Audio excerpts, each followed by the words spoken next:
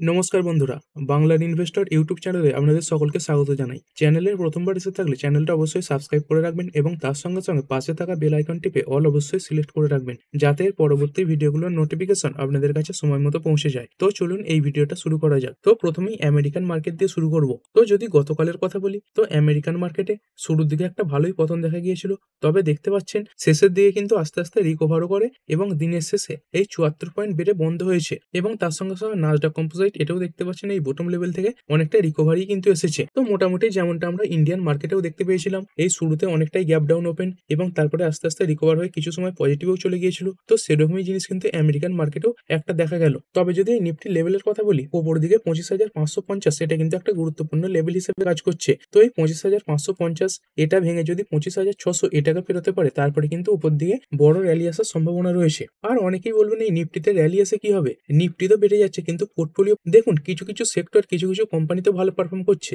যদি দেখেন এই সময় এই নিফটি অটো এটাও দেখতে পাবেন একদম অল টাইম হাইয়ের কাছে চলছে। তারপরে যদি এই নিফটি ফাইন্যান্সিয়াল সার্ভিস এটাও যদি দেখেন, এটাও দেখতে পাবেন হাইয়ের কাছে চলছে। তার সঙ্গে সঙ্গে নিফটি ব্যাংক এটাও ভালো পারফর্ম করছে এবং এর সঙ্গে সঙ্গে নিফটি মেটাল, তো এর যদি কোনো ইটিএফ গুলি বা এর ইন্ডেক্স এটাও কিন্তু ভালো পারফর্ম করছে। তো যদি এরকম সেক্টর থেকে কোনো কোম্পানি আপনার পোর্টফোলিওতে বিলং করে, তাহলে আপনার পোর্টফোলিও নিশ্চয়ই ভালো পারফর্ম করবে। কিন্তু যদি এমন কোনো সেক্টরের কোম্পানি আপনার পোর্টফোলিওতে বিলং করছে যেটা এই মুহূর্তে চলছে না, তাহলে তো এই মুহূর্তে আপনার পোর্টফোলিও চলবে না, তাই না? তো আপনি চাইলে এই মেটাল, তারপরে এই ফাইন্যান্সিয়াল সেক্টর এবং এর সঙ্গে সঙ্গে অটো সেক্টরের যে কোম্পানিগুলো সেগুলোকে ফোকাসে রাখতে পারেন। এবং তারই সঙ্গে সঙ্গে এই সামনেই বাজেট আসতে চলেছে। তো এই ফেব্রুয়ারি মাসের 1 তারিখেই এই যে বাজেট সেটা সামনে আসবে। তো সেই বাজেটের কারণে আপনি চাইলে কিছু সেক্টরকে অবশ্যই নজরে রাখতে পারেন। কেননা কি হয়, এই বাজেটের আগে সরকারের কাছে বিভিন্ন সেক্টর নিয়ে সাজেশন যায় যে এই সেক্টরের যে বাজেটের অ্যালোকেশন সেটা বাড়িয়ে দেওয়া হোক। তো বেশিরভাগ সেক্টরে বাড়ানোর কথাই বলা হয়, কমানোর কথা তো কোনো সেক্টরই বলবে না, তাই না? তো সেরকমই যদি দেখেন এই যে ইনফ্রা সেক্টরের কোম্পানিগুলো রয়েছে এগুলোকে ফোকাসে রাখতে পারেন। যদি দেখেন এর আগের বাজেটে এই যে বাজেট এটা ছিল 11.21 লাখ কোটি, তো এই সম্পর্কে গভর্নমেন্টের কাছে সাজেশন যাবে যে এই বাজেট বাড়িয়ে দেওয়া হোক। এবং দেখতে পাচ্ছেন এই যে বাজেট সেটা টোটাল জিডিপির কিন্তু এই 3.1% ছিল। তো মোটামুটি একটা ভালোই বড় বাজেট এই ইনফ্রা সেক্টর পায়। তো এরকম বাজেটের আগে যখন খবর আসবে যে ইনফ্রা সেক্টরের জন্য এত বাজেট অ্যালোকেট করা হতে পারে, মানে রিপোর্টের মাধ্যমে যে খবরগুলো আসবে, তখনই কিন্তু এই কোম্পানিগুলো ভালো পারফর্ম করবে। এবং এর সঙ্গে সঙ্গে ডিফেন্স সেক্টরের যে কোম্পানিগুলো এগুলোকেও নজরে রাখতে পারেন। যদি এই ডিফেন্স বাজেটের কথা বলি, দেখতে পাচ্ছেন এই 2020-21 সাল করে এই যে ডিফেন্স বাজেট এটা কত ছিল, এই 4,71,378 কোটি। তো সেখানে যদি দেখেন এই লাস্ট বাজেটে এই ডিফেন্স বাজেট এটা হয়েছে 6.8 লাখ কোটি। আর এটা তো দেখতেই পাচ্ছেন ভারতের ডিফেন্স সেগমেন্টে কিভাবে অ্যাগ্রেসিভলি কাজ করছে। তো আমাদের বর্ডারে যে দেশগুলো রয়েছে সেগুলো কিন্তু খুব একটা সুবিধাজনক নয় এবং সেই কারণে এই যে বাজেট সেটা আরো বাড়ানোর দরকার। তো মোটামুটি বাজেট দেখতে পাচ্ছেন এই 81 বিলিয়ন ডলার রয়েছে। তো মোটামুটি কিন্তু একটা 100 বিলিয়ন ডলারের ডিফেন্স বাজেট হলে তবে কিন্তু সেটা ভারতের জন্য ঠিক হবে। তো গভর্নমেন্ট এই যে ডিফেন্স সেক্টরের বাজেট সেটাও বাড়াতে পারে। তো এই ডিফেন্স সেক্টরের ব্যাপারে বিভিন্ন রিপোর্ট কিন্তু সামনে আসবে এবং এই বাজেটের আগে যে রিপোর্টগুলো সামনে আসে সেগুলো কিন্তু পজিটিভ রিপোর্ট আসে যে এই সেক্টরের বাজেট বাড়ানো হবে, ওই সেক্টরের বাজেট বাড়ানো হবে, এরকমই কিন্তু হয়। এবং এর সঙ্গে সঙ্গে রেলওয়ে যে কোম্পানিগুলো রয়েছে, তো এই পুরো রেলওয়ে সেক্টরের যে বাজেট সেটা বাড়াবার কথাও কিন্তু বলা হয়। তো এই বাজেট কেন এত গুরুত্বপূর্ণ, কারণ দেখুন এই যে ফেব্রুয়ারি মাসের 1 তারিখে ঘোষণা হয়ে যায় যে কোন সেক্টর কত বাজেট পাচ্ছে, তো সেরকমই কিন্তু পরে কোম্পানিগুলো দেখবেন 300 কোটির অর্ডার পাচ্ছে, 500 কোটির অর্ডার পাচ্ছে। মানে বাজেটে যে টোটাল ঘোষণা করা হয় সেইটা থেকেই কিন্তু এই অর্ডারগুলো এই কোম্পানিগুলো পায়। মানে ধরুন বাজেট বেশি ঘোষণা হলো, তাহলে এই কোম্পানিগুলো আরো বড় বড় অর্ডার পেতে পারে, এরকম সম্ভাবনা কিন্তু একটা থাকে। তো সেই সব কারণেই এই কোম্পানিগুলো যেগুলোর এই গভর্নমেন্টের উপরে ডিপেন্ডেন্সি আছে সেগুলো কিন্তু এই বাজেটের আগে ভালো পারফর্ম করে। তো যদি কথা বলি এর আগের ফাইন্যান্সিয়াল ইয়ারে এই যে রেলওয়ে বাজেট এটা ছিল 2.52 লাখ কোটি। তবে এটাও অনেক সময় দেখতে পাবেন যে বাজেটের আগে এই সেক্টরের কোম্পানিগুলো ভালো পারফর্ম করলেও বাজেটের পরে কিন্তু খারাপ পারফর্ম করে। অনেক সময় কি হয়, মার্কেটে যেরকম অনুমান থাকে সেরকম বাজেট ঘোষণা হয় না। তো সেই কারণেই বাজেটের পরে কিছু কিছু সময় কোম্পানিগুলো কনসলিডেশনেও কিন্তু চলে যায়। এবং এরই সঙ্গে সঙ্গে এই বাজেটে শেয়ার মার্কেট রিলেটেড অনেক খবরও সামনে আসবে। যেমন এখন কি রয়েছে, এই শেয়ারের উপরে long term capital gain tax বসে। মানে আপনি ধরুন কোনো শেয়ার 1 বছরের পরে বিক্রি করছেন, তো তার উপরে একটা যে ট্যাক্স দিতে হয় সেটাকে বলে এই এলটিসিজি বা long term capital gain tax. এবং এর সঙ্গে সঙ্গে আরো একটা ট্যাক্স রয়েছে, সেটা হচ্ছে এই এসটিটি বা সিকিউরিটি ট্রানজাকশন ট্যাক্স। তো যদি কথা বলি আগেই এসটিটি এবং এই যে এলটিসিজি এগুলো কিন্তু একসঙ্গে ছিল না। তো প্রথমে এই যে এলটিসিজি এটা ছিল, তারপরে এই এলটিসিজি এটাকে সরিয়ে এই যে এসটিটি এটাকে আনা হয়েছিল এবং পরে আবার এই এসটিটির সঙ্গে আবার পুরনো যে এলটিসিজি সেটাকেও যোগ করা হয়েছে। তো এর ফলে কি হচ্ছে, অনেক ইনভেস্টরদের বেশি বেশি করে ট্যাক্স দিতে হচ্ছে, এই এলটিসিজি সেটাও দিতে হচ্ছে এবং তার সঙ্গে সঙ্গে এসটিটি এটাও দিতে হচ্ছে। তো এখানে দেখতে পাচ্ছেন এই 2004-এর আগে এই যে শুধু এলটিসিজি সেটা বসতো, তখন এই এসটিটি এটা ছিল না। তারপরে এই 2004-এ দেখতে পাচ্ছেন কি করা হলো, এই সময়ে এই যে এলটিসিজি এটাকে পুরোপুরিভাবে সরিয়ে দেওয়া হলো, এই যে দেখতে পাচ্ছেন ফুললি এক্সাম্পট লেখা রয়েছে। সেই সময় কি করা হলো, এই যে এসটিটি সেটা কিন্তু মার্কেটে নিয়ে আসা হলো এবং তারপরে দেখতে পাচ্ছেন এই 2018 সালে এই যে এসটিটি এটা তো ছিলই, তার সঙ্গে সঙ্গে কিন্তু আবার এই যে এলটিসিজি এটাকে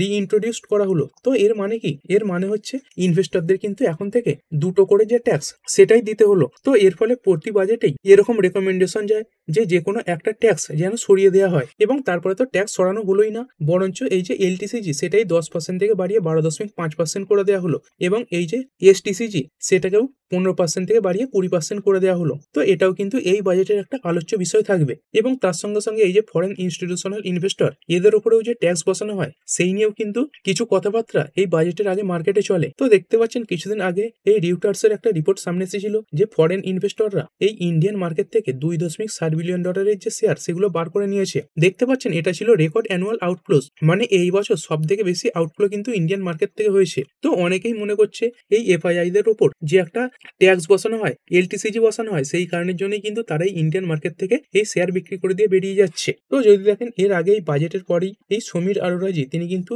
এই গভর্নমেন্টের বিরুদ্ধে এই কথাও বলেছিলেন, এই যে গভর্নমেন্ট এফআইআই এর উপর এই এতটা ট্যাক্স বসাচ্ছে এটা কিন্তু এই গভর্নমেন্টের একটা হিউজ মানে বড় ভুল। আগেই এফআইআই এদের উপরেও 10% ট্যাক্স বসতো, কিন্তু তারপরে যখন এলটিসিজি 12.5% করা হলো তখনও কিন্তু এই এফআইআই এদের উপর বাড়িয়ে 12.5% করে দেওয়া হলো। এবং যদি কথা বলি অন্যান্য দেশে এই এফআইআইদের ইনভেস্টমেন্টের উপরে কোনো রকম ট্যাক্স কিন্তু বসানো হয় না, তো সেখানে ভারতীয় গভর্নমেন্ট এফআইআইদের উপর একটা বড় ট্যাক্স কিন্তু বসায়। তো এই নিয়ে সমীর আরোরাজি গভর্নমেন্টের বিরুদ্ধে কিছু কথাও বলেছিলেন। তো দেখতেই পাচ্ছেন ইনি এই হেলিওস ক্যাপিটালের সিইও এবং ফাউন্ডার পদে রয়েছেন। তো এরকম বড় ব্যক্তিও কিন্তু গভর্নমেন্টের এই ট্যাক্স সিস্টেমটাকে হিউজ মিস্টেক বলেছেন। তো এই বাজেটেও এই নিয়ে কিন্তু কথাবার্তা চলবে। আর এরপরে চলুন কিছু কোম্পানির ব্যাপারে কথা বলা যাক। তো প্রথমেই কথা বলবো টাটা মোটরস লিমিটেড এই কোম্পানির ব্যাপারে। তো কিছুদিন আগেই কোম্পানিটা ডিমার্জারের ব্যাপারে ঘোষণা করেছিল এবং তারপরে সেই শেয়ারটা ডিমার্জও হয়ে গেছে এবং বর্তমানে মার্কেটে যেটা অ্যাভেলেবেল রয়েছে সেটা হচ্ছে টাটা মোটরসের প্যাসেঞ্জার ভেহিকেল এবং অন্য একটা যে লিস্ট হবে সেটা হচ্ছে টাটা মোটরস কমার্শিয়াল ভেহিকেল। তো অনেকেই প্রশ্ন করছেন কবে এই টাটা মোটরস কমার্শিয়াল ভেহিকেলের শেয়ার পোর্টফোলিওতে ক্রেডিট হবে বা মার্কেটে লিস্ট হবে। তো যদি কথা বলি এরকম একটা আন্দাজ পাওয়া যাচ্ছে। দেখতে পাচ্ছেন এই টাটা মোটরস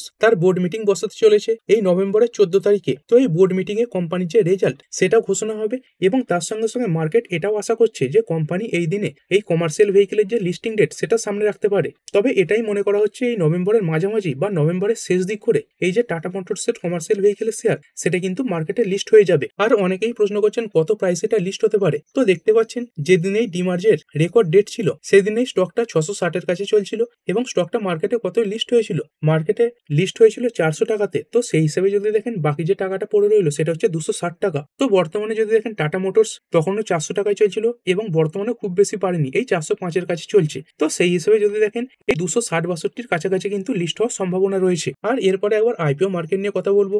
তো মার্কেট থেকে রিটেল ইনভেস্টররা অনেক শেয়ার বিক্রি করে তো বেরিয়ে যাচ্ছেন, কিন্তু যখন এই আইপিও আসছে সেই আইপিও কিন্তু ওভার সাবস্ক্রাইব হয়ে যাচ্ছে এবং রিটেলদের যে কোটা সেখানেও কিন্তু ওভার সাবস্ক্রাইব হচ্ছে। মানে কি, মানুষের হাতে টাকা আছে কিন্তু মার্কেটে লাগাতে ভয় পাচ্ছে। যখনই আইপিও আসছে সেগুলোতে খুব বেশি ইনফ্লো কিন্তু আসছে। তো যদি দেখেন এই গ্রো আইপিও এর যদি সাবস্ক্রিপশন স্ট্যাটাস দেখেন দেখতে পাচ্ছেন মোট সাবস্ক্রিপশন হয়েছে 17.60 গুণ এবং রিটেলদের যে সাবস্ক্রিপশন সেটা হচ্ছে 9.43 গুণ। মানে মোটামুটি যদি রিটেলদের কথা বলি 10 জনের অ্যাপ্লাই পিছু একজন করে কিন্তু এই গ্রোর যে আইপিওটা সেটা পেয়ে যাবেন। এবং তার সঙ্গে সঙ্গে যদি লেন্সকার্ট এর কথা বলি, এর দেখতে পাচ্ছেন টোটাল সাবস্ক্রিপশন হয়েছে 28 গুণ এবং রিটেলদের সাবস্ক্রিপশন হয়েছে 7.5 গুণ। মানে এখানে বলতে পারেন 8 জনের অ্যাপ্লাই পিছু প্রায় একজন করে কিন্তু এই আইপিওটা পাবেন। তো রিটেলরা এটাই মনে করে যে এই আইপিওতে টাকা লাগানো মানে একটা বিরাট কিছু ব্যাপার, আমি এই আইপিওটা পেয়েছি এরকম একটা লোককে বলতে পারবো। দেখুন সেই হিসাবে কিন্তু কিছু হয় না। আপনার অ্যাকচুয়াল উদ্দেশ্য কি? আপনার অ্যাকচুয়াল উদ্দেশ্য হলো এই মার্কেট থেকে প্রফিট তৈরি করা। তো এই আইপিওতে টাকা লাগিয়েও যদি প্রফিট না হয় তাহলে তো আপনার কিছুই হলো না, তাই না? এবং বর্তমানে এটাও দেখতে পাচ্ছি বড় বড় যে আইপিও গুলো আসছে সেগুলো কিন্তু মার্কেটে ইনভেস্টরদের হতাশই করছে এবং সেরকমই কিছু সম্ভাবনাও দেখা যাচ্ছে যে এই আইপিও গুলো মার্কেটের ইনভেস্টরদের হতাশ করবে। মানে যারা যারা এই আইপিওতে টাকা লাগিয়েছে এবং আইপিও পেয়েছে বা পাবে। তো এটা কি থেকে বোঝা যায়? কোম্পানির যে বর্তমান জিএমপি সেটা থেকে বোঝা যায়। তো যদি দেখেন বর্তমানে জিএমপি কেমন চলছে, তো দেখতে পাচ্ছেন গ্রো আইপিওর যে জিএমপি যেটা আগে 20% কাছাকাছি ছিল, সেটা পড়ে কত হয়েছে 4.20% মাত্র।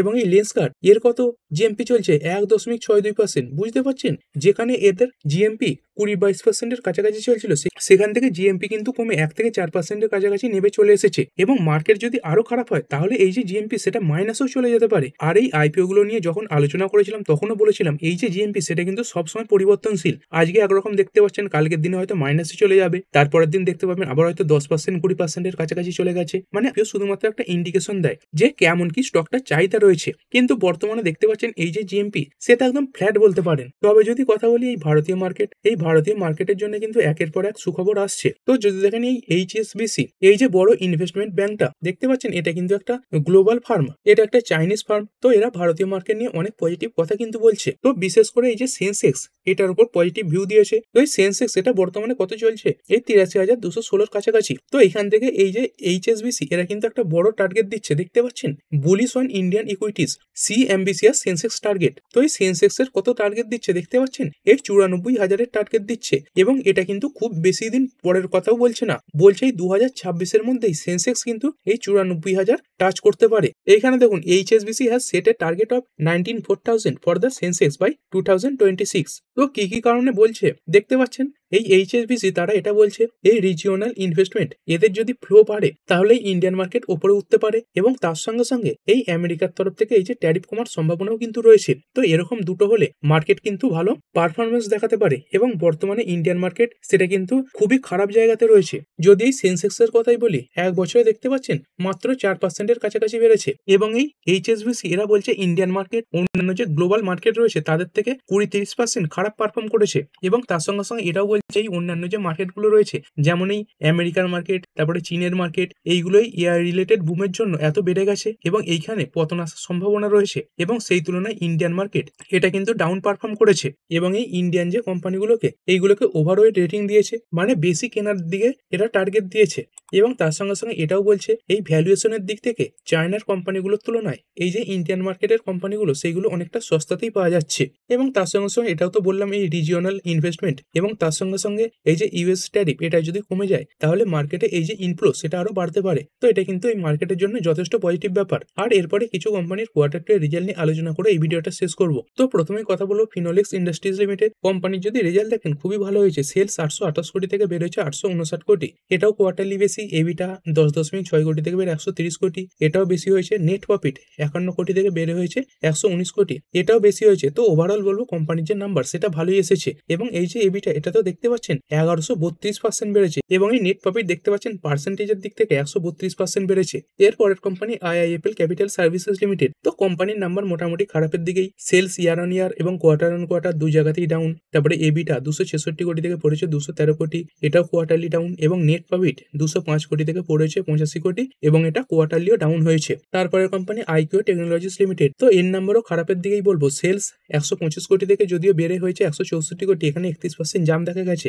কিন্তু বাকি যে ডেটাগুলো সেগুলো সব মাইনাসে চলে গেছে। এই নেট প্রফিট দেখতে পাচ্ছেন 12.9 কোটি থেকে হয়েছে 10.9 কোটি, তবে এটা কোয়ার্টারলি কিন্তু অনেকটাই বেড়েছে। এরপরে মার্কেটে একটি স্ট্রং কোম্পানি শক্তি পাম্পস লিমিটেড। কোম্পানির যদি রেজাল্ট দেখেন এবারে কিন্তু কোম্পানির রেজাল্ট খারাপের দিকে এসেছে। এই সেলস 635 কোটি থেকে বেড়ে হয়েছে 666 কোটি, কোয়ার্টারলিও বেশি। কিন্তু বাকি যে ডেটাগুলো দেখতে পাচ্ছেন এই এবিটা ইয়ারলি এবং কোয়ার্টারলি দুই জায়গাতেই ডাউন। তারপরে নেট প্রফিট এটাও দেখতে পাচ্ছেন ইয়ারলি এবং কোয়ার্টারলি ডাউন। এই 101 কোটি থেকে পড়ে হয়েছে 90.7 কোটি। আর এরপরের কোম্পানি মুক্তি বা ক্রেডো ব্যান্ডস মার্কেটিং লিমিটেড। তো কোম্পানির নাম্বার কেমন, এটাও খারাপের দিকে। সেলস 186 কোটি থেকে পড়ে হয়েছে 164 কোটি, এবিটা 57 কোটি থেকে পড়ে হয়েছে 48 কোটি, নেট প্রফিট এটা 26.5 কোটি থেকে পড়ে হয়েছে 18.9 কোটি। আর এরপরে যদি গোল্ড এবং সিলভারের কথা বলি, তো দেখতে পাচ্ছেন গোল্ড বর্তমানে এই 1,21,460 টাকার কাছে চলছে, এবং সিলভার এটা 1,48,310 টাকার কাছাকাছি চলছে। তো এই মুহুরা ট্রেডিং এর দিন থেকেই কিন্তু এই গোল্ড এবং সিলভারে পতন দেখা গেছে। তো যদি কথা বলি গোল্ড এটা প্রায় 1,34,000-এর কাছাকাছি চলে গিয়েছিল,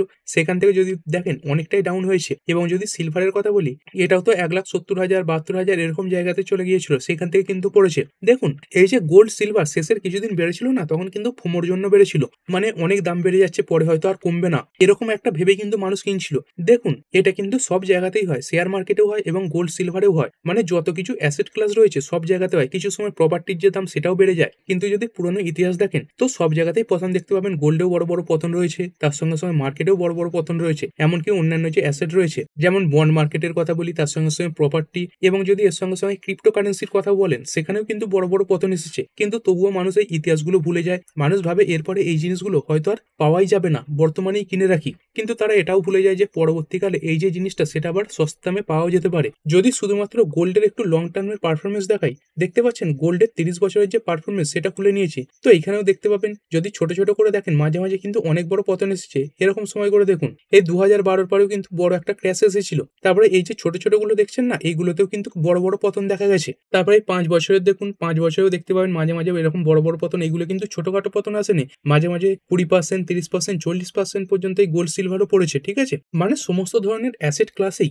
এই যে পতন সেটা আসে। কিন্তু মানুষ যখন এই অ্যাসেট গুলো পড়ে তখন এখানে সুযোগ নিতে পারে না, কিন্তু যখন বেড়ে যায় তখন আবার সেখানে কিন্তু পাগলের মতো ছোটে। তো সেই কারণেই কিন্তু তাদের লস হয়। তো এই সময় ভেবে দেখুন না, যারা এরকম সময় এই গোল্ড এটাই 1,34,000 কিনেছিল এবং তার সঙ্গে সঙ্গে সিলভার এটাই 1,70,000 কাছাকাছি কিনেছিল, তারা কিন্তু এই সময় কিছুদিনের জন্য ফেঁসে যাবে। এরকমটা বলছি না যে এগুলো আবার রিকভার করবে না। দেখুন, গোল্ড সিলভার এগুলো তো লং টার্মের জিনিস, তাই না? আপনি যদি রেখে দেন না, আপনার কোনোদিনও লস হবে না, কিন্তু শর্ট টার্মে আপনাকে ভোগাতে পারে। কিন্তু ধরুন আপনি যখন একদম হাইয়ে চলে গিয়েছিল তখন না কিনে এরকম যখন আস্তে আস্তে পড়ছে এরকম জায়গায় কিনতে পারতেন, তাহলে কিন্তু সেই জিনিসটা আপনার জন্য ভালো হতো। তো এই জিনিসটাই কিন্তু আপনাদের বোঝাতে চাইছি, যে কোনো জিনিসই হোক, প্রপার্টি হোক, গোল্ড হোক, বা এই শেয়ার মার্কেটের কোনো শেয়ার হোক, সেখানে কিন্তু ফোমোর কারণে, মানে শুধুমাত্র বাড়ছে বলে যে কিনবো, এরকমটা কিন্তু করবেন না। তাহলে এরকম কিন্তু গোল্ড সিলভারের মতো বর্তমানে ফেঁসেও যাবেন। তো ঠিক আছে বন্ধুরা, আশা করছি ভিডিওটা আপনাদের ভালো লেগেছে। আপনি চাইলে এটাকে লাইক এবং শেয়ার করতে পারেন। আর শেয়ার মার্কেট সংক্রান্ত ডেইলি নিউজ আপডেট পেতে চ্যানেলটা সাবস্ক্রাইব করে রাখবেন এবং পাশে থাকা বেল আইকনটি টিপে অল অবশ্যই সিলেক্ট করে রাখবেন, যাতে পরবর্তী ভিডিওর নোটিফিকেশন আপনার কাছে সময় মতো পৌঁছে যায়। আর হ্যাঁ, ভিডিওটি শুধুমাত্র ইনফরমেশন এবং এডুকেশনাল পারপাসের জন্য বানানো হয়েছে। আমি সেবি রেজিস্টার্ড নই, তাই কোনো প্রকার শেয়ারে কোনো প্রকার বাই, সেল, হোল্ড বা অ্যাভারেজ করার কোনো সিদ্ধান্ত নেওয়ার আগে আপনার যে ফাইন্যান্সিয়াল অ্যাডভাইজার আছে তার সঙ্গে অবশ্যই আলোচনা করবেন। দেখা হচ্ছে পরের ভিডিওতে। ধন্যবাদ।